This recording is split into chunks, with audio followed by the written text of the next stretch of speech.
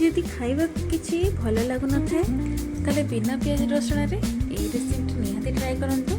मंदिर परी आमर जमी पूरा बना हुए मिक्स घांट कि मिक्स तरकारी आपण मैंने कहींपारे तो सही टाइप आज गोटे तरकारी बनई बिना पियाज रसुण।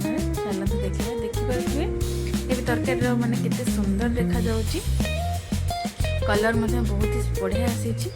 आम आज यही रेसिपी बनइबा तो ये चलते आम स्टार्ट करवा। समस्त को नमस्कार, वेलकम टू माय चैनल।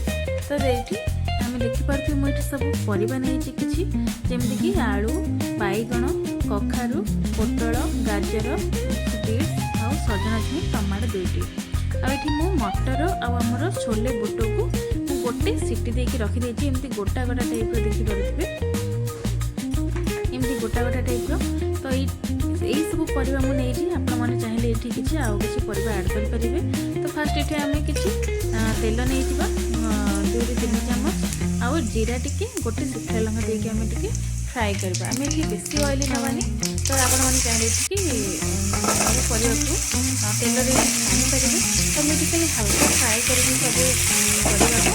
तो सब परिवा देखिए हल्का आम फ्राए करदे तो तार जो कंटेंट स्मेल थी से कंटेंट स्मेल पड़ेगा आमर हल्का सीझी।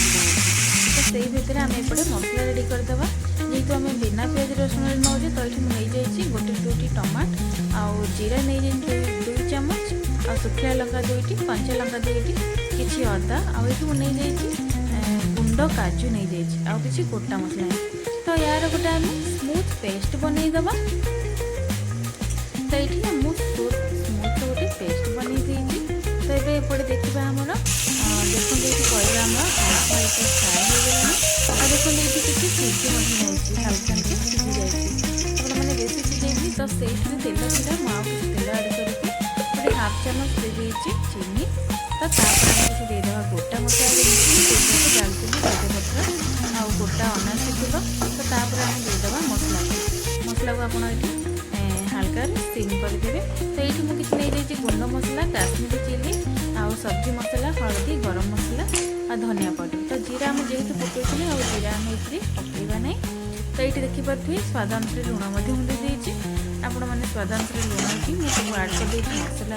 तो मसला आड करदे मसला जल्दी हो जाए। तो ये देखो मसला आम फुटवाक लगे ऑयल भी सब छाड़ी देती। तो ये आम फ्राए करके रखी सब परिवा को आम ये देदेवा आउ मीडियम टू लो फ्लेम आम ये फ्राए करवा। तो आपण मैंने मीडियम टू लो फ्लेम रखिदे, बेसी हाई करेंगे कहीं जेहतु आम काजू डायरेक्ट आम ये पेस्ट करदे। तो काजू पूरा जल्दी बहला कर तो देखते देखते मोर फ्राए हो गला सब परिवा सहित तार कलर मत देखिए सुंदर आसूसी बास्ना एत सुंदर बास्ना आसूसी जमीक मंदिर में आम सब भोग तैयारी तार बास्ना और ये मुझे रखी जो आमर सीझे रखी मटर आम छोले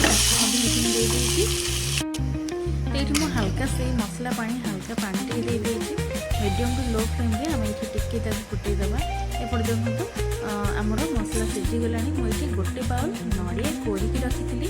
तो आपण मैंने नड़िया ये ऑप्शनल अच्छी। तो जेहेतु आम मंदिर पर बनाऊे तरकारी तो से नड़िया देले बहुत ही बास्ना आसी है तार टेस्ट बहुत ही बढ़िया आसी है।